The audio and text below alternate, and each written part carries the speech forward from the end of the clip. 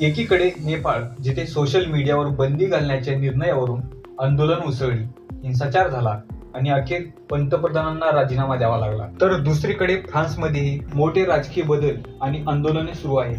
गेल्या काही दिवसांत पंतप्रधान बदलले गेले, लोक रस्त्यावर उतरले आणि देशाची अर्थव्यवस्था वादळात सापडली. चला तर मग पाहूयात फ्रान्समध्ये नक्की काय चालू आहे. फ्रान्स सरकारच्या बजेटवरील उपाययोजनांमुळे सुरू झालेला असंतोष आता मोठ्या आंदोलनात रूपांतरित झाला होता. ब्लॉक ऑन स्टाउट म्हणजे सगळं बंद पाडा या घोषणेने लाखो लोक रस्त्यावर उतरले. रेल्वे, बस, शाळा, ऑफिस अनेक ठिकाणी काम ठप्प झाले.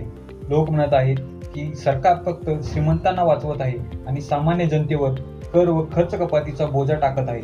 त्यामुळे आंदोलनाचा राग दिवसेंदिवस वाढत चाललेला आहे.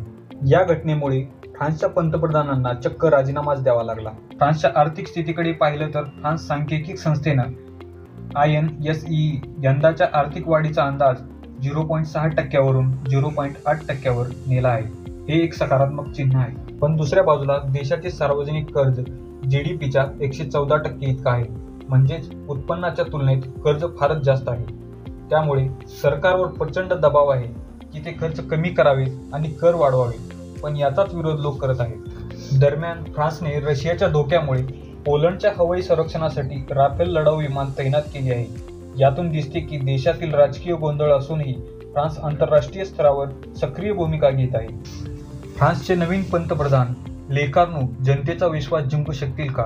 अर्थव्यवस्था सावरणार की आणखी संकटात जाणार, हे पुढील काही महिन्यात ठरेल. तुमच्या मते फ्रान्स या संकटातून बाहेर पडेल का की आंदोलन आणखी तीव्र होतील? कमेंटमध्ये नक्की सांगा.